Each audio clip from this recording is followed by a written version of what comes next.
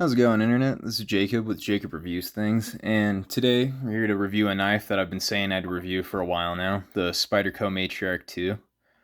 It's an awesome, awesome knife, but we'll get into that in just a sec, because I just want to thank the 42 people who subscribed to me and all the people who have been commenting and leaving likes on my videos. It's very nice. All the comments have been like overwhelmingly positive, which I did not expect on the internet, and I genuinely did not expect to get more than like 5 or 10 subscribers in like a few years. So thank you guys. It's very nice to know that people actually care about your opinion, I guess, like just total strangers. It's nice. So thank you guys. I really appreciate you. Now, into the knife. Let's talk about this bad boy. This is by far the scariest knife I own. Like no competition. And I own some like scary nonsense that I have no reason to own, like the Sagkiku or the CRKT Shodel. Like these are scary, scary knives in their own right. I mean, this Kaiser Pinkerton Nomad, super scary, stabby, slashy, indestructible knife. But this puts them to shame, and that's because unlike those knives, this was designed specifically for self-defense. This was meant to be used on human beings or other living things that are threatening you. And that in and of itself is kind of a scary thought. Like, yikes, this isn't a tool. This is a weapon. This isn't a weapon that can be used as a tool either. This is just specifically for ripping and tearing through flesh, which is it's not a sentence I thought I would say on this channel, because I don't know. I get a little uncomfortable talking about using knives for self-defense, because it's not my cup of tea. I'm not trained in knife fighting. Yeah, it's just I don't think it's a good idea in general. But if you're going to buy a knife for self-defense, this is the way to go, and I'm gonna explain why right now. For one, this was designed by Spyderco in the 80s or 90s to be used by undercover agents in some government agency. They didn't specify on Spyderco's website what agency, but something like the DEA or FBI or I don't know, something like that. They wanted a knife that their undercover agents could use in case their cover was blown or they were in a dangerous situation and needed to fight their way out. And so Spyderco said, all right, we got this. We're Spyderco. And they came up with this monstrosity. And the more astute of you viewers may have noticed, this blade has a really weird shape. It's called an S-curve. And this blade exists for a reason. And that reason is it's really great at tearing through whatever it's cutting. I don't know why. I don't understand like exactly what it is about this design that makes it that way, but yeah, like when I've compared it, I've done tests cutting through like cloth, like shirts, and I had an old pair of jeans I cut through with this and my Tasman Salt, and the Tasman Salt's super super scary in its own right, but it didn't. This put it to shame. Like this is on a different level. One, it has this crazy acute tip that'll just sink into anything it comes into contact with. Like, let me see if I can get the camera to focus. Come on, focus. There we go. You can kind of see it. It's chisel ground. It comes to a very, very, very fine acute point. Like, it's definitely not meant to be used for like EDC or as a work knife because of how thin that tip is. Like, if you just took it and just whacked it into this wooden cutting board, you would definitely damage the tip a little. Well, I don't want to say definitely because it's VG10 steel, and that's not exactly a cheap budget steel, but it's very thin. You get the idea. You don't want to be using this for anything other than self-defense, which Spyderco specifies in the box when you get it. Like you'll get a little piece of paper with this knife that says something along the lines of, this is a purpose-built self-defense weapon. This is not a tool. This is not for EDC. Don't use it for that. And yeah, you'd be kind of an idiot to do that. Like, especially since the Tasman Salt's much cheaper. Anyway, So aside, the blade shape makes it super good for self-defense. I'm not gonna do any like cutting test in this video to prove that, because I'm not gonna waste money buying meat to just shred in a video. Or yeah, and I also just don't want to risk damaging the tip or have to sharpen the knife, because sharpening serrations is terrible. Oh, okay, yeah, that. See what I mean about that tip? See that little hole the knife just made in the board there? Yikes. It just sinks in and penetrates. Didn't mean to do that, but it gives you an idea of just how sharp that knife is. None of my other knives would really do that. Yeah, so the other thing is the design makes this knife idiot-proof for self-defense. Like, one of the reasons I never recommend knives for self-defense is because I think you should, if you're going to be doing that, you should be trained. You should know how to use it. You don't want to just be like, oh, I don't know what I'm doing. Ah. Like, come on now.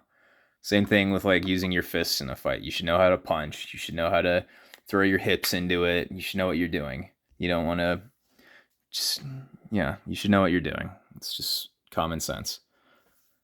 But with this, all you need to do is deploy it, whap, stab, pull, and you're going to create some horrifying, deadly wounds that are probably going to end the fight really quickly.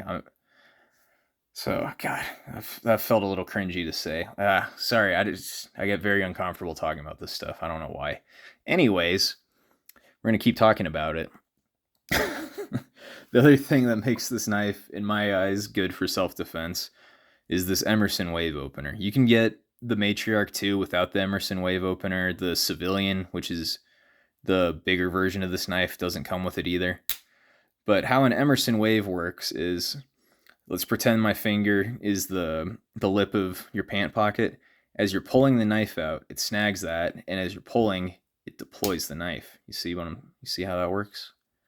And it works really well. Like, I'd say 9 times out of 10, when I'm deploying this knife, or when I'm pulling this knife out of my pocket, the Emerson Wave pulls it out, which can be a problem sometimes. Like, I've pulled this knife out just to like set it down on a table, and the blade's deployed, and when I didn't want it to, and it can be kind of annoying. And in fact, I actually hurt myself with this knife. This is the only knife I've stabbed myself with, which is very embarrassing, because I was pulling it out of my pocket, it half deployed like this. I didn't realize that.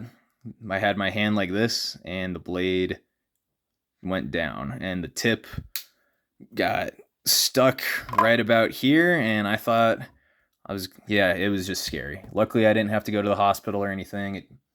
It's just a little puncture wound, no big deal, but yeah, I know firsthand just how sharp this thing is.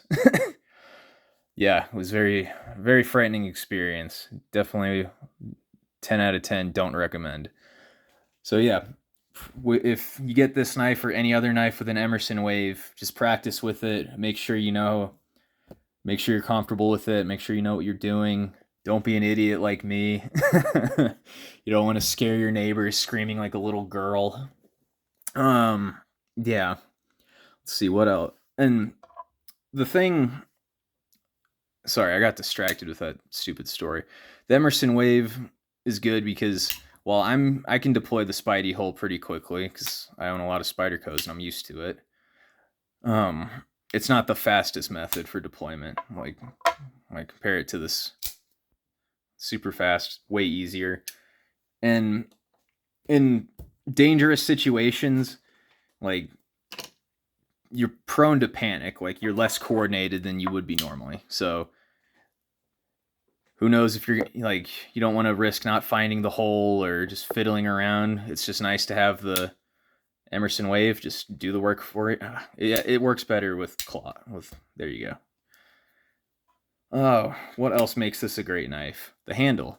If you can see, it's got these kind of ridges that pull in towards the center of the handle from both sides, and that really locks your fingers in. It provides a great, really awesome grip.